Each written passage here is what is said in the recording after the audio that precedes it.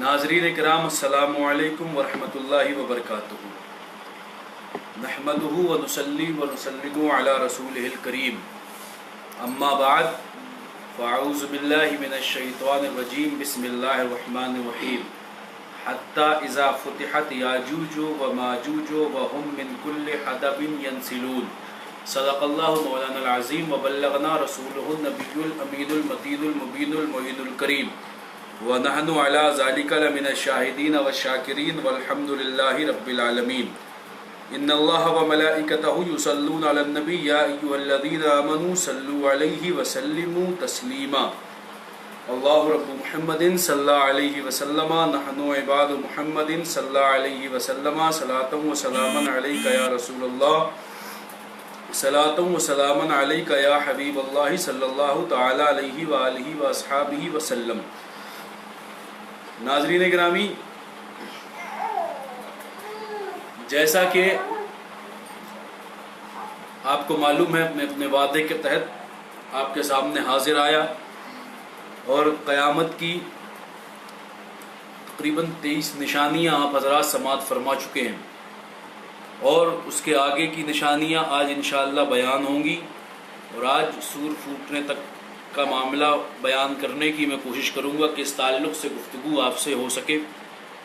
तो आपसे फिर मैं गुजारिश कर रहा हूँ कि सवाब की नीयत से कि अच्छी बातें दूसरों तक पहुँचाना भी सदका होता है, इसी सवाब की नीयत से आप इस लाइव को शेयर करते जाएं और लोगों तक पहुँचाते जाएं ताकि ज़्यादा से ज़्यादा लोगों तक ये मालूमात पहुँचे और लोगों की मालूमात में इजाफ़ा हो सके। तो सवाब की नीयत से इसे शेयर करते जाएं।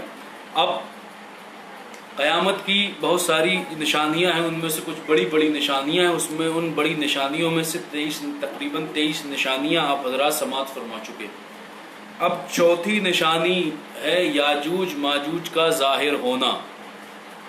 अब याजूज माजूज का ज़ाहिर होना, इसके ताल्लुक़ से मुतअद्दिद अहादीस मुबारका हैं। कुरान मुक़द्दसा की वो आयत जिसको मैंने मौजू सुखन बनाया है आज, जिसको मैंने पढ़ा, हत्ता इज़ा फुतिहत याजूजो व माजूजो, यहाँ तक कि जब खोले जाएंगे याजूज और माजूज, व हुम मिन कुल्लि हदबिन यंसिलून, और वो हर बुलंदी से ढलकते होंगे।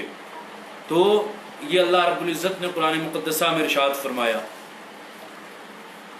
कि जब याजूज और माजूज खोले जाएंगे तो वो हर बुलंदी से ढलकते हुए नजर आएंगे और हर जगह पहुंचेंगे वो। तो मतलब इसका ये है कि खोले जाएंगे तो पैदा बहुत पहले हो चुके, कहीं पे हैं और कहीं पे वो हैं, और वो आएंगे क़ुर्बे क़यामत। अब वो कौन थे, किन की औलादों में से थे, फिर उनके साथ क्या मामला हुआ, वो कौम क्या थी, इसको हम कुछ देर समझने की कोशिश करते हैं। हज़रत नूह अलैहिस्सलाम की औलादों में से हैं याफत, उनकी नस्ल से हैं ये याजूज माजूज। याफत बिन नूह अलैहिस्सलाम की नस्ल से याजूज माजूज हैं। अब ये कौम है कैसी, बड़ी ख़तरनाक ये कौम है। इसको समझने के लिए आप सूरह कहफ की आयत नंबर 95 से पढ़ते हुए चले जाएं। हज़रत ज़ुल्क़रनैन के सफ़र, जो 3 सफ़र हज़रत ज़ुल्क़रनैन के सूरह कहफ में बयान किए, कुरान में बयान हुए, बड़े खूबसूरत तरीके से बयान हुए कि वो कब सूरज डूबने की जगह पहुँचे, फिर दूसरे सफ़र में सूरज निकलने की जगह पहुँचे, फिर तीसरा सफ़र है कि वो 2 पहाड़ों वाली बस्तियों की जगह पे पहुँचे। अब वो 2 पहाड़ों के बीच में बस्तियाँ थीं और उस तरफ याजूज माजूज की कौम थी। हज़रत ज़ुल्क़रनैन के ताल्लुक़ से पहले समझ लीजिए, हज़रत ज़ुल्क़रनैन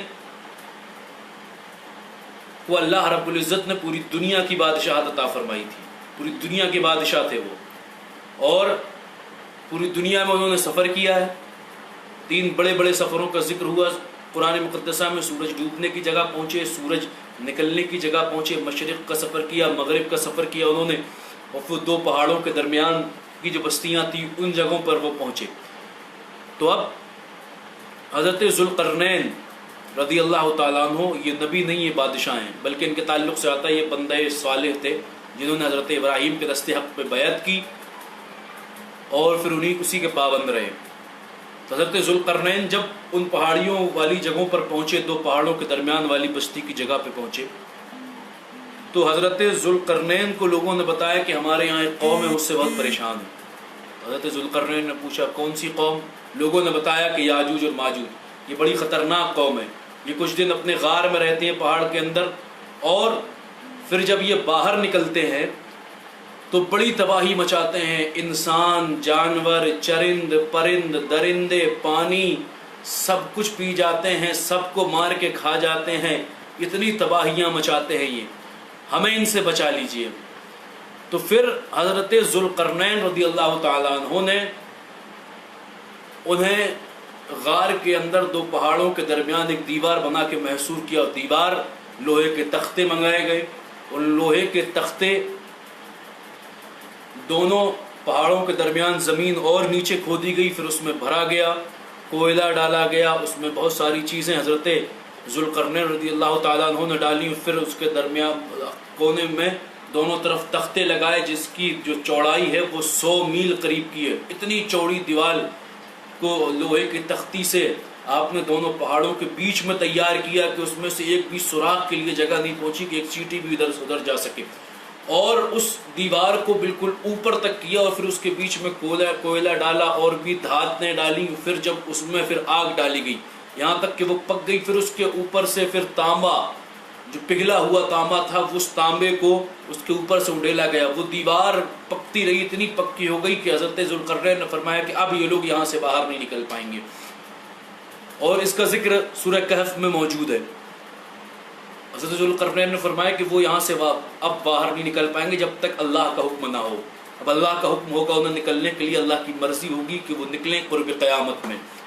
اب اتنی خطرناک قوم، اور اس کی تعداد بہت زیادہ ہوگی صاحب، یعنی جب وہ کیا ہوتا کیا ہے ان کے ساتھ کہ وہ جو جس دیوار میں قید ہیں روزانہ اس دیوار کو چاٹتے ہیں توڑنے کے لیے، اتنی کثیر تعداد میں وہ قوم ہے کہ چاٹتے ہیں تو وہ دیوار بالکل پتلی ہو جاتی ہے، چاٹتے چاٹتے صبح سے چاٹتے ہیں شام تک، مگر پھر شام جب ہوتی ہے تو کہتے ہیں اب تھوڑی سی اور بچی ہے، کل صبح آ کے چاٹیں گے اور اس دیوار کو ختم کر دیں گے، مگر وہ جب دوسرے روز صبح میں آتے ہیں تو دیوار پھر جیسی کی تیسی انہیں ملتی ہے، جیسے پہلی تھی ویسے ہی ملتی ہے، وہ روزانہ چاٹتے ہیں۔ قرب قیامت ایک دن وہ کہیں گے شام کو چاٹنے کے بعد جب شام ہو جائے گی تو وہ کہیں گے کہ آج بہت ہو گیا، اب چلو انشاءاللہ کل چاٹیں گے، تو وہ جو انشاءاللہ کہیں گے کہ اگر اللہ نے چاہا تو کل یہ جو ہے کہ وہ دیوار پوری ختم ہو جائے گی، جب وہ کہیں گے کہ انشاءاللہ کل چاٹیں گے تو وہ جائیں گے، تو صبح جب وہ واپس آئیں گے تو وہ دیوار جہاں تک انہوں نے چاٹ دی تھی وہیں تک ملے گی، پھر ویسی واپس نہیں ہوگی، وہیں تک رک جائے گی، ہلکی سی پتلی سی دیوار بچے گی، وہ اسے توڑیں گے، چاٹ کے ختم کریں گے اور پھر باہر آئیں گے۔ ان کی تعداد اتنی ہوگی صاحب کہ جب وہ باہر آئیں گے تو بحیرہ تبیریہ ایک پانی اس جگہ پر ہوگا جس کی لمبائی 10 میل ہوگی، جب ان کی ایک قوم باہر آئے گی تو وہ پانی اتنا پی لے گی کہ جب دوسری قوم آئے گی تو انہیں یہ وہ دیکھ کر کہیں گے کہ یہاں تو کبھی پانی نہیں تھا۔ ایسی خطرناک قوم یاجوج ماجوج کی قوم ہے، وہاں کبھی پانی نہیں تھا، اور وہ آئیں گے اور زمین میں فساد پھیلائیں گے، بہت فساد زمین میں پھیلائیں گے، پوری دنیا میں فساد، قتل و غارت پھیلائیں گے اور پوری دنیا میں فساد کریں گے اور ماریں گے لوگوں کو، جنگل ویران ہو جائیں گے، بستیاں برباد ہو جائیں گی، جانوروں کو کھا لیا جائے گا، اور اس وقت مسلمان آپ سوچ رہے ہوں گے کیسے بچیں گے، تو مسلمان ایسے بچیں گے کہ ان کے خروج سے پہلے اللہ حضرت عیسیٰ علیہ السلام کو حکم فرمائے گا، دجال کی سے جنگ ہو گئی، دجال کو حضرت عیسیٰ علیہ السلام نے قتل کر دیا، اب حضرت عیسیٰ علیہ السلام کو حکم ہوگا کہ مسلمانوں کو لے کر کوہ طور پر چلے جائیے، کیونکہ اب ایسی قوم آ رہی ہے جس سے مقابلہ کرنے کی کسی میں سقط نہیں ہوگی۔ حضرت عیسیٰ تو مسلمانوں کو لے کر کوہ طور پر محصور ہو چکے ہوں گے، اور یہاں زمین پہ قتل و غارت ہوگا، فساد ہوگا، فساد پھیلایا جائے گا، بہت قتل و غارت کیا کریں گے، اور پھر جب وہ زمین کے لوگوں کو ختم کر چکے ہوں گے تو پھر وہ کہیں گے کہ یار ہم نے زمین کے لوگوں کو تو برباد کر دیا، تباہ کر دیا، ختم کر دیا، نیست و نابود کر دیا، نہ انسان بچے، نہ چرند بچے، نہ پرند بچے، کوئی نہیں بچا۔ اب چلو زمین والوں کے بعد اب آسمان والوں کو ختم کرتے ہیں. پھر وہ اپنے تیر آسمانوں کی طرف چلائیں گے، اور پھر اللہ کی قدرت آپ دیکھیے کہ جب آسمانوں سے تیر واپس آئیں گے تو ان میں خون لگا ہوا ہوگا. یہ اللہ کی قدرت ہوگی کہ ان کے تیروں پر خون لگ جائے گا. وہ واپس آئیں گے اور پھر وہ بڑے خوش ہوں گے، کیونکہ ہر ظالم بڑا خوش ہوتا ہے، جو بھی ظلم کرتا ہے نا وہ بڑا خوش ہوتا ہے کہ میں نے یہ اپنے سینس کی وجہ سے کر لیا، میں نے یہ اپنی عقل مندی اور دانائی کی وجہ سے کر لیا اور میرے کچھ نہیں ہوا. اسی طریقے سے جب ان کے تیر خون سے لگے ہوئے واپس آئیں گے اور تیروں سے خون ٹپک رہا ہوگا تو وہ بڑے خوش ہوں گے. مگر یہاں مسلمانوں کی حالت خراب ہو رہی ہوگی صاحب کوہ طور کے اندر. کیوں؟ کیونکہ وہاں کھانے پینے کے لیے کوئی سامان نہ ہوگا، وہاں لوگ بھوک کی وجہ سے بے تحاشا پریشان ہو رہے ہوں گے. تب حضرت عیسیٰ علیہ السلام اللہ رب العزت کی بارگاہ میں دعا فرمائیں گے کہ اللہ انہیں ہلاک فرما. جب حضرت عیسیٰ علیہ السلام دعا فرمائیں گے تو پھر اللہ رب العزت ایک کیڑا پیدا فرمائے گا ان کی گردنوں میں. ان کی گردنوں میں یاجوج ماجوج کی جو قوم ہوگی اس قوم کی گردن میں اللہ رب العزت ایک کیڑا پیدا فرمائے گا جس کی تکلیف کی وجہ سے پوری کی پوری قوم جو ہے ختم ہو جائے گی، سے چلی جائے گی، سب کی لاشیں پڑی ہوئی ہوں گی. اب سوچئے آپ کہ پوری لاشیں جب پڑی ہوں گی تو پھر حضرت عیسیٰ علیہ السلام کو حکم ہوگا تو حضرت عیسیٰ علیہ السلام مسلمانوں کو کوہ طور سے زمین پر لے کر آئیں گے. اور جب کوہ طور سے اتر کے آئیں گے تو دیکھیں گے کہ پوری زمین میں لاشیں ہی لاشیں ہیں اس قوم کی. ایک بالشت بھی کہیں زمین پہ جگہ خالی نہیں کہ اس قوم کی لاشیں نہ ہوں. تو اور پوری زمین جو ہے، پوری روئے زمین ان کی لاشوں کی بدبو سے مترفع ہے. پوری زمین میں بدبو ہی بدبو ہے. پھر اللہ رب العزت کی بارگاہ میں حضرت عیسیٰ علیہ السلام دستبہ دعا ہوں گے تو اللہ رب العزت حضرت عیسیٰ علیہ السلام کی اس دعا کو قبول فرما کے ایک پرندے پہنچائے گا. ایک قوم آئے گی پرندوں کی، اور پرندے ان لاشوں کو اٹھائیں گے اور پھر اللہ رب العزت جہاں چاہے گا وہاں پہ چھوڑ کے آ جائیں گے. حضرات گرامی، اب قوم میں یاجوج ماجوج ختم ہو گئی. اب ان کے جو تیر کمان رہیں گے صاحب، مسلمان ان تیر کمانوں کو اپنے استعمال میں مسلسل 7 سال تک جلائیں گے تو وہ جلتے رہیں گے. اب سوچئے کتنے سارے تیر کمان اکٹھے ہو جائیں گے کہ 7 سال جلائیں گے تو وہ جلتے رہیں گے، اور 7 سال کو کافی ہو جائیں گے وہ. اس کے بعد پھر اللہ رب العزت کی بارگاہ میں حضرت عیسیٰ دعا فرمائیں گے تو اللہ رب العزت بارش نازل فرمائے گا. زمین کو حکم دے گا کہ زمین اپنی نعمتیں اگائے، آسمان اپنی برکتیں انڈیل دے، بارش ہوگی، زمین لہلہا جائے گی. اب صرف مومن ہی مومن ہوں گے، اب صرف مسلمان ہی مسلمان ہوں گے، حضرت عیسیٰ علیہ السلام کے پیروکار ہوں گے. اس کے بعد زمین میں ایک انصاف قائم ہوگا، اور انصاف جب قائم ہوگا تو پھر برکتیں ایسے نازل ہوں گی، ایسے برکتیں آئیں گی کہ اس وقت جب پیڑ پودے ہوں گے اور پھر سب سے اگیں گے تو انار جو ہوگا وہ اتنا بڑا ہوگا کہ ایک جماعت ایک انار کھا کے اپنا پیٹ بھر سکے، گزارا کر لے گی. ایک جماعت کے لیے ایک انار کافی ہوگا. انگور اتنے بڑے بڑے ہوں گے، کئی لوگ ایک انگور سے کا پیٹ بھر جائے گا، ایک انگور سے کئی لوگوں کا. اور انار کا جو چھلکا ہوگا اس کو سائبان بنا کے، سایہ بنا کے 10 لوگ اس کے سائے میں بیٹھ جائیں گے، اتنا بڑا انار ہوگا. جس طریقے سے ہمارے ہاں ٹاٹ لگائی جاتی ہے اس طریقے سے انار کے چھلکے کی ٹاٹ بھی لگائی جا سکے گی، 10 لوگ اس کے نیچے بیٹھ سکیں گے. پھر حضرت عیسیٰ علیہ السلام 40 سال تک رہیں گے اور پھر برکتیں ہوں گی. کیوں برکتیں ہوں گی؟ کیونکہ انصاف ہوگا، لوگوں کے اندر تقوی ہوں گے. آج ہماری بدعمالیوں کی وجہ سے برکتیں ختم ہوتی جا رہی ہیں. پھلوں کی سائز کا انسان کی سائز کم ہوتی چلی جا رہی. یہ ہماری بدعمالیوں کا بھی نتیجہ ہے کہ جو برکتیں روکتی چلی جا رہی ہیں. پہلے جب کوئی ڈش بنتی تھی تو بہت دور تک خوشبو جاتی تھی، مگر اب وہ خوشبو ختم ہو گئی ہے. کیوں؟ ہماری بدعمالیوں کی وجہ سے. اللہ نے برکتیں اٹھا لی ہیں اور دھیرے دھیرے اٹھتی چلی جا رہی ہیں برکتیں. بہرحال حضرات، اس وقت بہت بڑی برکتیں ہوں گی. اگر آج ہم اپنے گناہوں سے توبہ کر لیں تو اللہ برکتوں میں آج بھی اضافہ فرما سکتا ہے، اور انشاءاللہ فرما دے گا اگر ہم اپنے گناہوں سے توبہ کر لیں تو. اب برکتیں نازل ہوں گی اور اتنا سہانا وہ دور ہوگا جب بچے سانپوں کے ساتھ کھیلیں گے مگر سانپ کاٹیں گے نہیں. شیر اور بکری ایک ہی گھاٹ پہ پانی پئیں گے. حضرت عیسیٰ علیہ السلام 40 سال تک قیام کریں گے، نکاح کریں گے، اور پھر اس کے بعد اولادیں بھی ہوں گی، اور پھر اس کے بعد آپ مدینۃ الرسول تشریف لے کے جائیں گے، اور مدینہ تشریف لے جانے کے بعد اللہ کے رسول کے روضہ انور پہ سیدنا سرکار صدیق اکبر حضرت سیدنا سرکار فاروق اعظم رضی اللہ تعالیٰ عنہ کے مزار جو ساتھ میں، اس کے ساتھ ایک مزار کے لیے، ایک قبر کے لیے اور جگہ چھوٹی ہے، وہاں حضرت عیسیٰ علیہ السلام کب مدفن ہوگا، آخری مدفن ہوگا. مگر حضرت عیسیٰ علیہ السلام جب مدینۃ الرسول پہنچیں گے اور مواج شریف میں پہنچیں گے، اللہ کے رسول کے روضے کے سامنے ہوں گے، گنبد خضرا کی ہری ہری جالیاں سامنے ہوں گی، تو حضرت عیسیٰ علیہ السلام سب سے پہلے روضہ رسول پہ جا کے اللہ کے رسول کی بارگاہ میں اپنا سلام عرض کریں گے. اور حضرت عیسیٰ علیہ السلام جب سلام عرض کریں گے تو پھر گنبد خضرا سے میرے مصطفیٰ جواب بھی انہیں عطا فرمائیں گے. حضرت عیسیٰ علیہ السلام وہاں بتائیں گے کہ میں نے کیا کیا کیا اور میں نے کیسے کیسے خدمتیں دیں، اور یہ ساری چیزیں بیان کر کے، سلام کر کے، وضاحت کر کے اپنی خدمات کی. حضرت عیسیٰ علیہ السلام ان کے منہ پر تماچا ماریں گے جو یہ کہتے ہیں کہ معاذ اللہ نبی مر کر مٹی میں مل گئے، جن کا عقیدہ یہ کہ معاذ اللہ نبی اب موجود نہیں.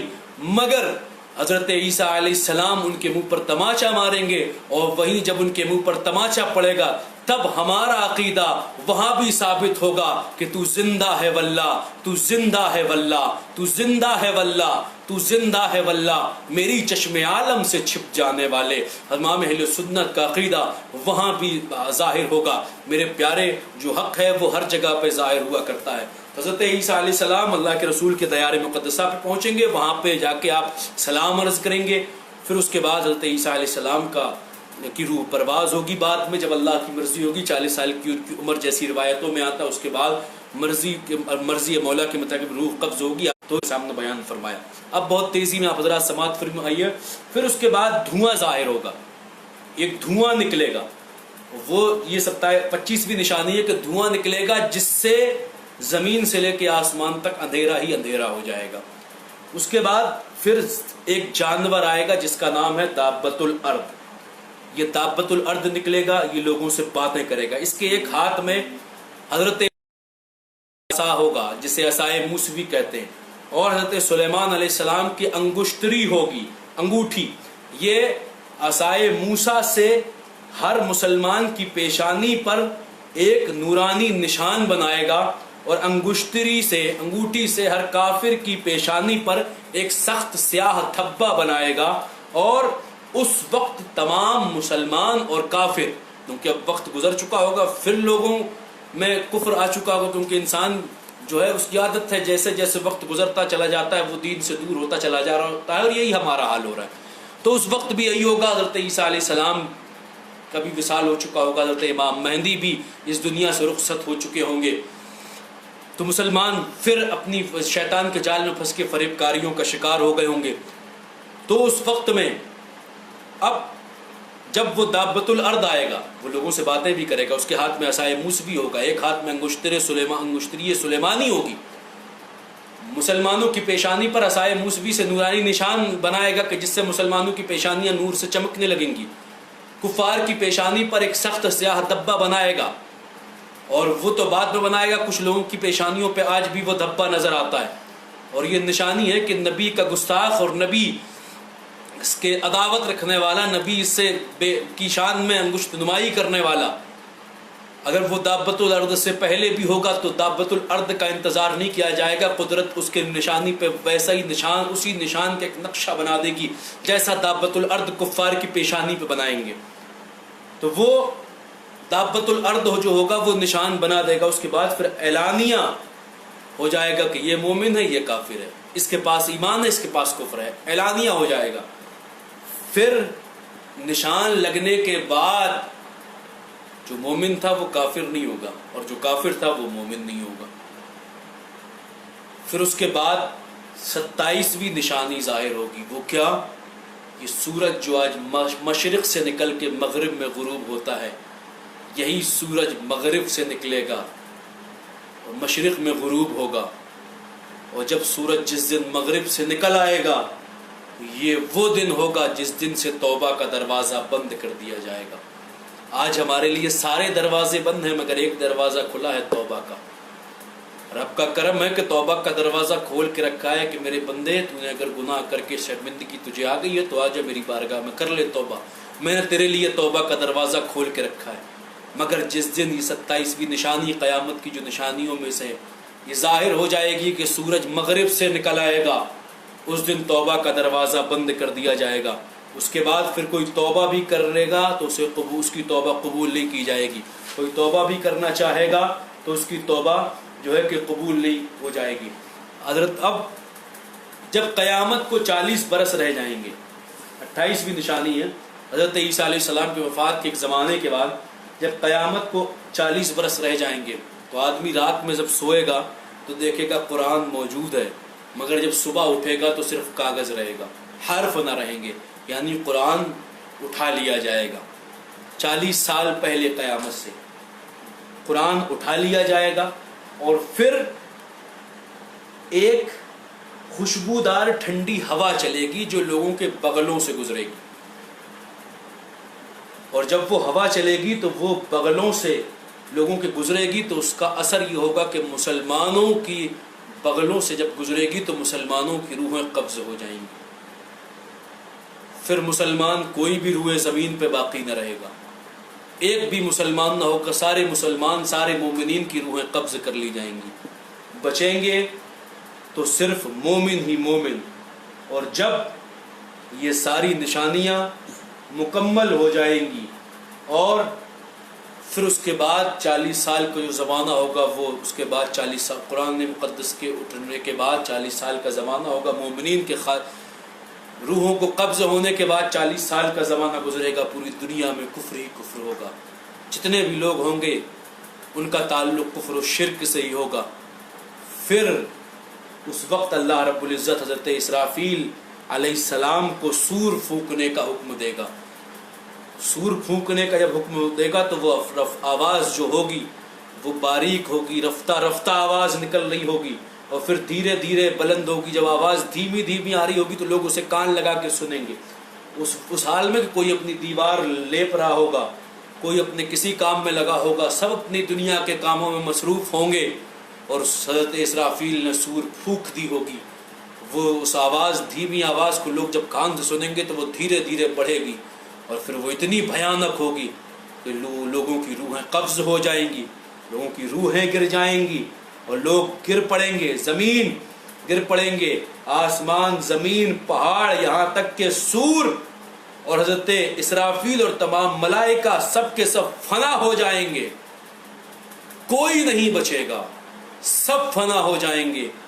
تب اللہ رب العزت ارشاد فرمائے گا لمن الملک اليوم, آج کس کی بادشاہت ہے؟ کہاں ہیں جبارین, کہاں ہیں متکبرین, کہاں ہیں تکبر کرنے والے, کہاں ہیں ایڑیوں کو دبا کر چلنے والے, کہاں ہیں اپنی ذات پہ تکبر کرنے والے, کہاں ہیں انا کرنے والے. مگر کون ہوگا جواب دے؟ لاشیں جواب دیں گی, کوئی جواب دینے والا نہیں ہوگا. اس وقت کوئی جواب دینے والا نہیں ہوگا. جب کوئی جواب دینے والا نہیں ہوگا تو پھر اللہ رب العزت خود جواب دے گا للہ الواحد القہار, صرف اللہ واحد قہار کی ہی سلطنت ہے. تو میرے پیارے, اس طریقے سے قیامت کی نشانیاں پوری ہوں گی اور قیامت آئے گی تو یاجوج ماجوج کا آپ نے سن لیا, دابت الارض کا آپ نے سن لیا. قیامت کی جو بڑی بڑی نشانیاں ہیں وہ میں نے آپ کے سامنے بیان فرما دی. تو ان نشانیوں کا انتظار مت کیجئے, یہ نشانیاں آئیں گی تب ہم اپنے گناہوں سے توبہ کریں گے. ان نشانیوں کے ظاہر ہونے سے پہلے اپنے اعمال پہ غور کر لیجئے, اپنی زندگیوں پہ غور کر لیجئے, اپنی زندگی کے راہ و رسم پہ غور کر لیجئے, اس سے پہلے کہ توبہ کا دروازہ بند ہو. اپنے گناہوں سے توبہ کر لیجئے, اس سے پہلے کہ یاجوج ماجوج کا فتنہ آئے اپنے گناہوں سے توبہ کر لیجئے. اور اللہ رب العزت ہمیں آپ کو سب کو اپنے گناہوں سے توبہ کرنے کی توفیق عطا فرمائے. حضرات گرامی, یہ قیامت کی نشانیاں جیسا میں نے بتایا تھا وہ میں بیان کر چکا. کل انشاءاللہ شعبان کی فضیلت تو آپ کو معلوم ہے اور سنتے رہتے ہیں. شب برات ہمارے یہاں پرسوں ہیں اور کچھ جگہوں پر کل ہے. اس لیے کل میں یہ بتاؤں گا کہ شب برات کو کرنا کیا ہے، کون کون سے اعمال پڑھنے ہیں، کون کون سی نوافل پڑھنی ہے، نوافل کن کو پڑھنی چاہیے، کن کو کیا کرنا چاہیے. کچھ وظائف اور اعمال بھی بتاؤں گا جو سال بھر آدمی کو جادو سے محفوظ رکھیں گے، سال بھر جن کی وجہ سے آدمی کے گھر میں رزق میں برکتیں بھی ہوں گی.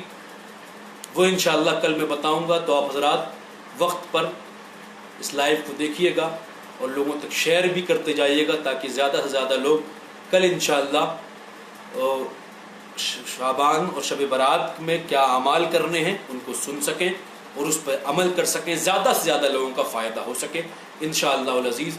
اللہ رب العزت کی بارگاہ میں دعا ہے اللہ رب العزت اس خدمت کو اپنی بارگاہ میں قبول فرمائے. استغفر اللہ ربی من کل ذنب واتوب الیہ. اگر مجھ سے اب تک کے کسی بھی بیان میں کوئی بھی شرعی غلطی ہو گئی ہو اللہ اپنے حبیب کے صدقے معاف فرمائے. استغفر اللہ ربی من کل ذنب واتوب الیہ. لا الہ الا اللہ.